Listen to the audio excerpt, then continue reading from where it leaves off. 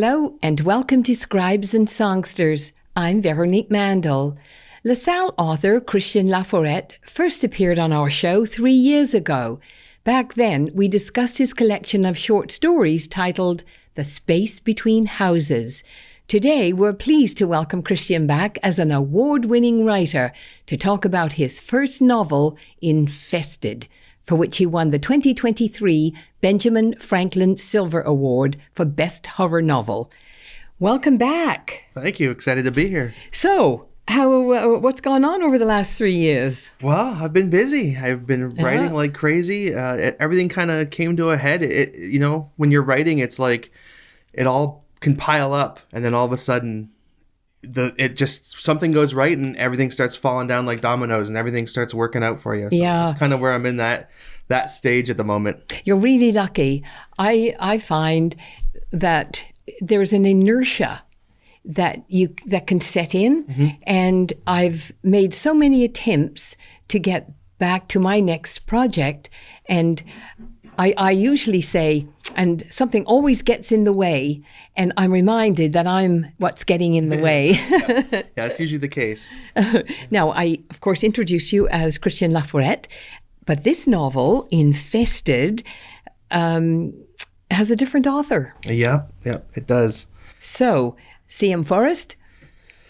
That's me, yeah. So, and the reason I chose a pen name was because, I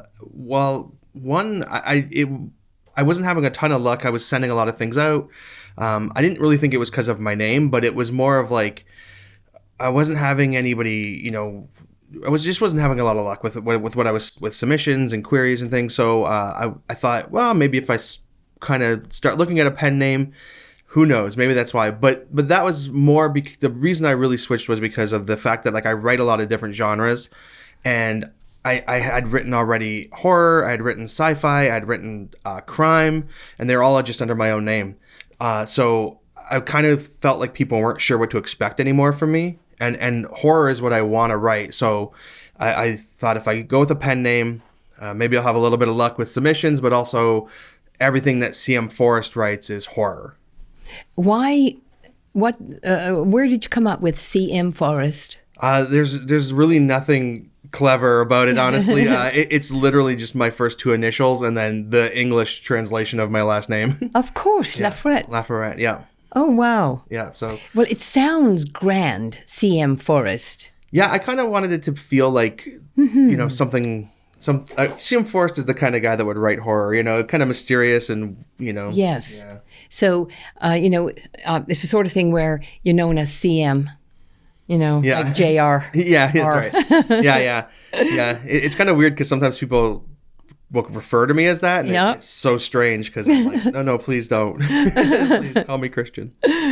Now, remind me how you got into horror. I know, you told us about this a few years ago, but just remind our viewers where and how did you get writing horror? Well, I mean, I've always been a fan of horror, like ever since I was a kid. It's like this story I always tell is my brother would babysit me. He's 5 years older than me. And so my mom was working. It was just the two of us home alone, and he loved horror movies. So he would bring home like Freddy and Jason and Halloween and all those movies. And, my options were either watch the movie with him or be alone in the house somewhere hearing the horror movie and probably being terrified. Yeah. So I would watch the movies with him. And honestly, like, it just permeated into me, and I just loved horror growing up after that. It's like I always gravitate towards it. I love writing it. I love watching it. I love reading it. So it's just my jam, really. Were you ever frightened? No, I mean, yeah, as a kid, definitely. I used to get really scared. I'd have really terrible nightmares. If I slept anywhere but my own house, I would have nightmares of all these movies I was watching all the time. But like as an adult, not really. Like I don't really read or experience like horror movies or read horror novels for the scares so much. Like I don't get frightened, but I still enjoy the storytelling of horror. Did you have a movie that was seminal that you watched, that had the biggest impact on you? Yeah, I mean, I was a big fan of the Friday the 13th movies because, again, they were like my brother's favorites, so we watched all of those. I had a movie that really like scarred me as a child, and it's called Demons Part 2. So it's specifically the second Demons movie. Yeah. And it's like an Italian movie, but it's all dubbed. I think they even were speaking in English, but then they still dubbed it in English for some reason. It's so stupid. If you watch it as like an adult, it's so silly. But as a kid, it scared me so badly. And it really stuck with me, like that idea of like I was so afraid, and I could just imagine myself in this horrible place with these things. Yeah. And so, yeah, that one stuck with me for a long time. And I think like even when I write things today, even a story like Infested, which has a kind of a similar theme to this movie, it's like I still kind of try to channel that, kind of that what it inspired in me and what it kind of made me feel. I want others to feel. I once watched a movie when I was quite young called The Fall of the House of Usher. Oh, yeah. That scarred me. And I thought, I'll never get over it. Where did the whole idea come from? And I'll get you to describe the story in a minute. Sure. But holy smoke. Well, the idea was one that I just like ideas just come to me. I don't have I write a lot of stuff down as it comes to me, but I actually stopped because I have notebooks and notebooks and notebooks of ideas, but then I never go back to those notebooks, so I might as well not have written it down at all. So I had the idea quite a long time ago of this basically just simple premise of this woman in this apartment building where everybody in the building is trying to kill her, and I really didn't know much beyond that. And then I started pulling it apart and trying to decide what kind of building this would be, and like why are people trying to kill her, and it kind of grew that way, like almost like organically from just kind of that initial thought of a person really just sitting in their apartment knowing they have to leave their apartment, but when they leave their apartment every single neighbor they have is probably going to try to kill them. So that's where the initial idea came from. So now, do you have Post-it notes all over the place with characters and plots? I don't, and I should, but I don't. So I just kind of just bulldog through. I just write the first draft and it's a mess, and then I write the second draft and inevitably I forget all the characters' names, so they start getting placeholder names or like whatever locations. I do the same thing.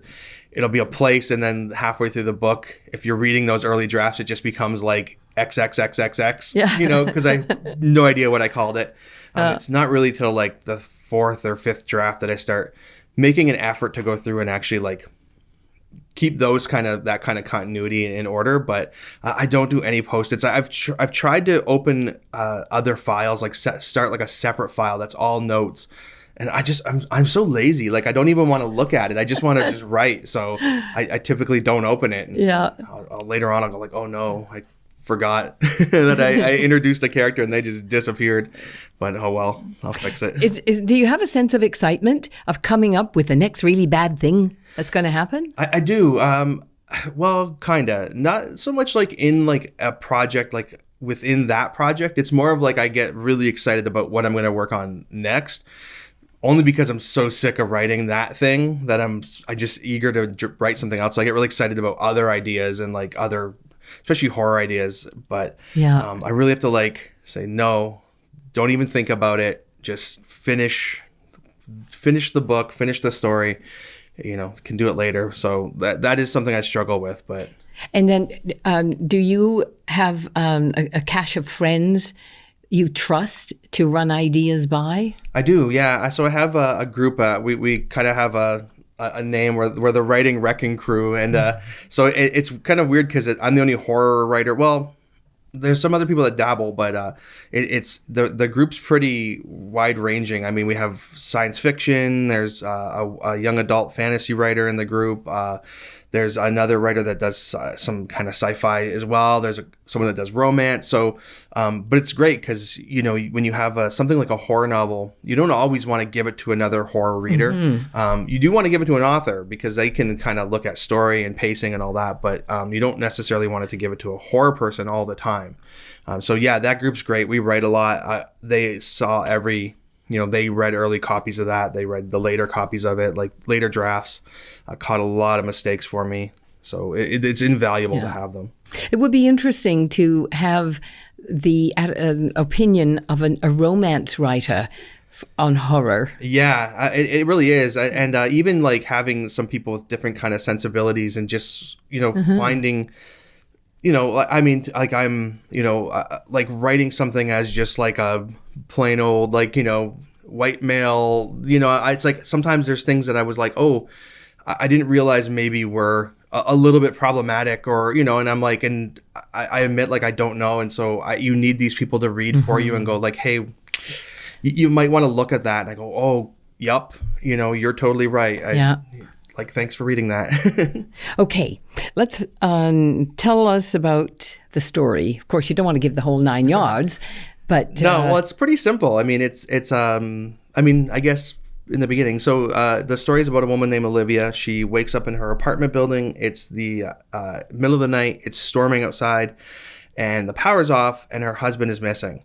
So that's kind of the initial setup. There's a little more to it than that, but that's kind of how it starts. And she wanders out into her building in search of answers. And she very quickly discovers that her neighbors have all been taken over by these parasitic bugs that are kind of like look like big earwigs, and they make them like insane. And so she's trying to basically just stay alive, but the longer she's in the building, the more she starts to discover that there's like some sort of agenda here, that somebody is doing this. This isn't just some sort of weird freak thing. It's like somebody's watching this stuff happening and they want to keep her in the building. The cover of the book is quite phenomenal, and sometimes when I looked at the cover with they are earwigs, and they remind me of earwigs and skinny cockroaches, and your descriptions of them when they invade the poor guys.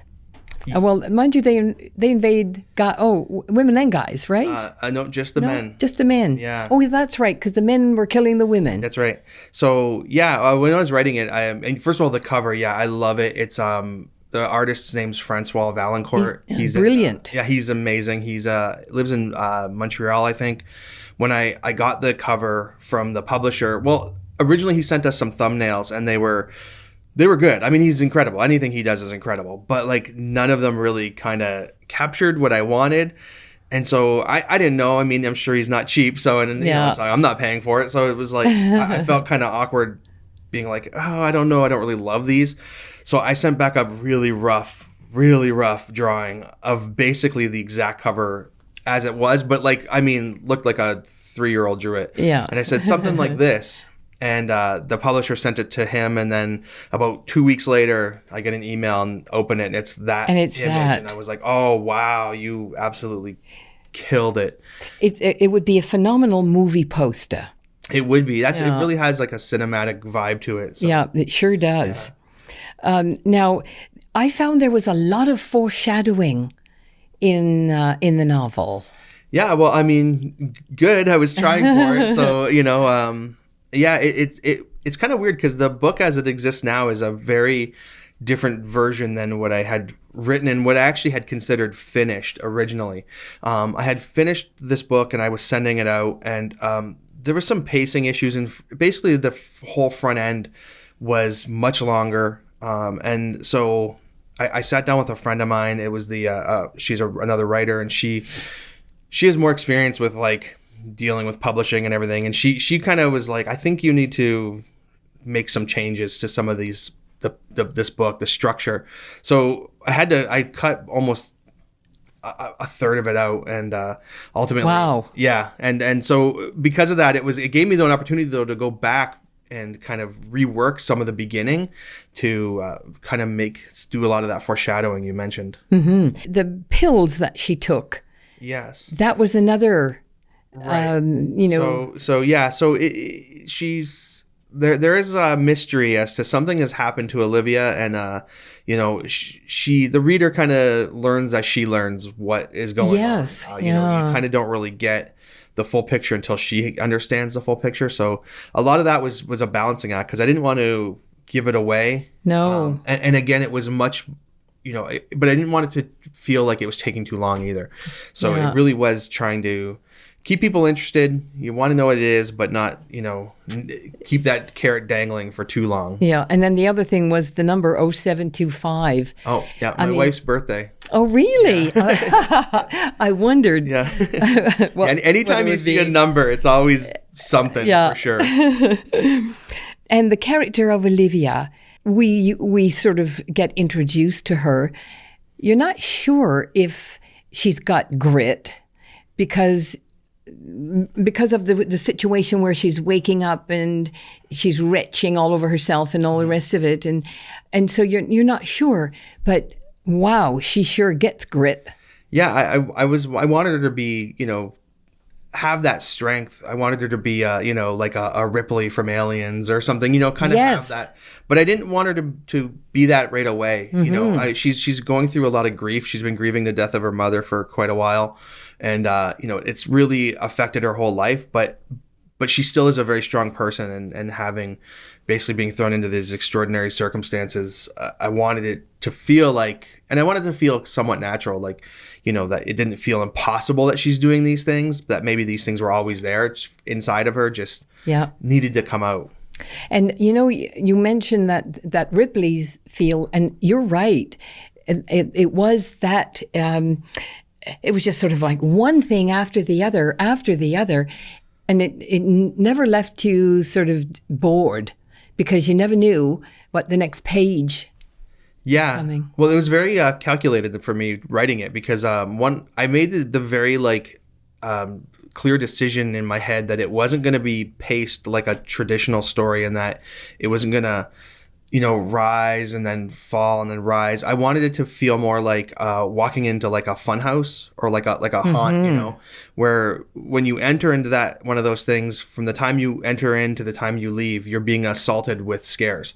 It's just unrelenting. And I kind of wanted the book to feel that way. And so I kept the chapters very short and always wanted to have a hook at the end of the chapter to make people read the next chapter. Yeah.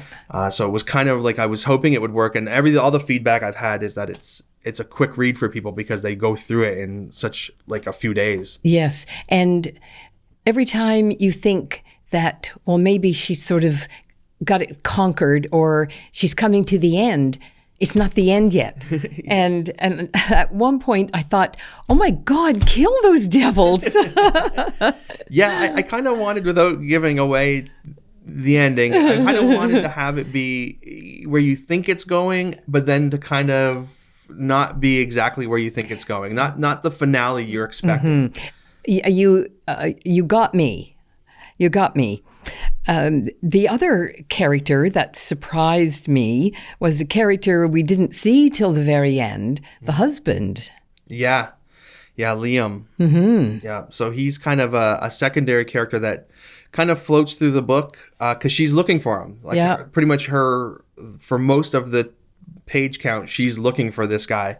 But we jump to him every once in a while and we see he has a completely different plan for that evening. Yes. And it was interesting how you structured that. And it wasn't belabored. It was sort of a very short look back. Yeah. Just earlier what was going on so that you began to understand somewhat understand her a little bit better. Yeah, well, like when I said I rewrote about a third of the book, the stuff I had cut out was a lot of that stuff. So I needed to put it back in because it was all front heavy. A lot of that happened up front. And so I wanted it to be in the book. And once I realized, I decided that I could put it in as these standalone chapters every so often. I thought it would be great because it would give readers a little bit of a breath of fresh air because his chapters take place before her chapters. So it's not all crazy, insane, murderers running around. It's a little, so people could breathe and get some information, get some exposition before we're back on the ride with Olivia. Mm-hmm. And then the character of Alex. It was really interesting bringing him in, especially with his background. And that also was quite surprising. Yeah, I was hoping it would be a surprise. Yeah. You know, he's kind of a question mark character. I kind of want people to think, not sure where he stands, you know? And I was just going to say, you're not sure. You're thinking, is he good? Is he bad? And it's almost sort of, you keep us going thinking, is he good? Is he bad? Yeah, well, I kind of, that was the goal, you know? Like I said, I wanted him to feel a little bit like that throughout, just kind of on the line, like I didn't want anything to be overt either way. Like he's a stranger to Olivia. She doesn't know this guy. So, all she knows of him is what she's getting. She's only getting, these small pieces of him. Yeah. So she doesn't know who he is, And what a shock when she does find out. Yeah. At the beginning of each chapter, you blacked it. Yeah, so that's all Erie River Publishing, the publisher. They do incredible, like they really believe in that a book is, they believe in the whole package. They want it to be not just a great story, but they want it to look great. They want it to have some sort of unique flair. And so they came to me and said that they wanted to do those black pages at the beginning of each chapter. And I was like, yeah, for sure. That looks great. Yes, it does. It wouldn't work for a romance. No, probably not. It sure Yeah. works for a horror. Yeah. They did a special edition of the book that was in a book box, subscription box, and it was all black. Oh, really? Yeah, all the pages were black and all the writing was white. Oh, wow. It was really cool, yeah. Yeah, it would be. And the apartment building, did you use like an apartment building that you knew? No and yes. So there's an apartment. I don't even know what it is. It's probably a condo. It's on Riverside Drive, getting close to Olette. But Is it the circular one? it's kind of like it's kind of like got a bit of a bend to it. Yes. So I had that in mind just as an exterior. I've never been in that building, but I pictured it, and it's funny because he kind of he's never seen it, the artist who did the cover, but it kind of looks a little bit like that building on the cover, and but that was how I pictured the building, like about that high. Anytime I would drive by it, I would always stop and just kind of take a look at it and see where the windows were, because there's a few scenes where we really need to know where balconies are and things like that. And I would just kind of look and kind of just do some mental math and then put it into the story. But the inside of the building is just kind of a mashup of every apartment building I've ever been inside. Do you do much research? I didn't for that book because there really wasn't much to do. Like very little things. Like I did do a little research on apartments. I had somebody who was another actually author he's a real estate agent, and he read a draft of it and he was like, "Oh, stairwell doors always open a certain way," and I had them opening the other way. So stuff like that. So then I was like, "Oh shoot, I better actually look into this and actually start doing a little bit of research on these sort of things." But I typically don't like to do a lot of research. I prefer to write the story and then see if I got it right. You know what I mean? Yeah. Like, and if I got to change anything, I will. But I don't really like to get bogged down researching things before I start writing. Mm-hmm. What about the earwigs? Did you look them up? No, I just, when I was writing this, I think in my head originally I was thinking they would look like cockroaches. Yeah. But then I was like, everybody uses cockroaches as like the gross bug. So I was like, what's an even grosser looking bug than a cockroach? And I was like, well, it's an earwig. They're so horrible looking. Yeah. And it's funny because I've had people who read the book and they've never heard of an earwig because they're in different parts of the world and they don't have earwigs. So it's always like when I describe it, and there's a scene with Olivia. She has a memory of being a child when she fell through a hole in an outhouse and a bunch of earwigs fell on her. That made me crawl. Oh my God. There were lots of horrible things in there, but the description of that, oh my God, that was so grim, because I think we can all remember, I had spiders fall on me sort of like that.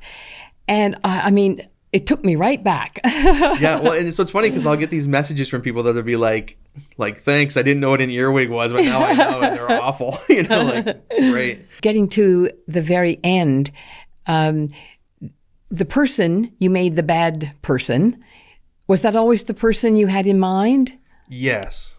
Yeah, that was always that's from the first draft all the way through to the final book. That was always the ending I intended.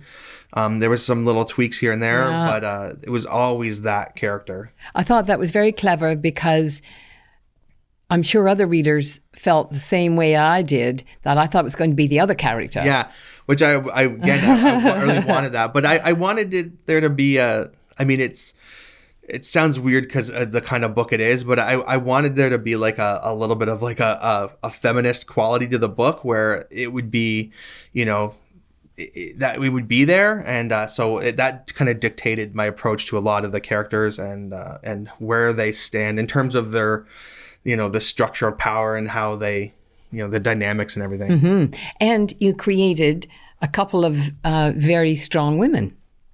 Yeah. I mean, in one way and another. Right. But really, that's what I wanted. I wanted it to be, there's two sides to every coin. Absolutely. Now, which character did you find the most interesting at the end of it all? Ooh, I mean, possibly the one that we're not naming. Yeah. Really like that character. I mean, Olivia, she was with me for the whole thing. Yeah. Like I said, when I wrote the first thing I wrote was just a scene. I had no story, no anything. I just wrote a scene of a woman looking out her window in her apartment. And originally it was snowing. In the book now it's summertime, it's storming. But originally it was snowing. And she's just watching the snow, getting ready to go out into the apartment and face these things. And that's all I had written. And so she was there from the beginning. Yeah. Where can you buy your book? It's available. I mean, you can order it through any bookstore. I mean, every bookstore can carry it or get it. I mean, obviously, Amazon's always a very easy way to get it. Locally, it's at Indigo River Bookshop in Amherstburg. It's at Biblioasis. But yeah, I mean, you can be ordered to anywhere and anywhere in the world too. Great. And are you working on another book? I am. Yeah, I'm about 50,000 words into my next novel. Oh wow. Yeah. Well, let us know. Oh yeah. You'll definitely be hearing about it. Thank you so much. It's always a pleasure. Well, hey, thank you. This was great. Well, that's it for this chilling episode of Scribes and Songsters. Many thanks to my spooky guest, C.M. Forrest, a.k.a. Christian Laforet. If you're into horror, I can tell you his book, Infested, is certainly one for you. And now a big thank you to our Scribes and Songsters team, producer Brian Sweet, technical producer and editor Gary Glass. Grateful thanks to Tony Toldo and the Toldo Foundation, and to Neil and Tina Queering for their ongoing support. We certainly appreciate it. Special thanks to you for watching. Hope to see you right back here next time, here on Scribes and Songsters. I'm Veronique Mandel. Bye for now.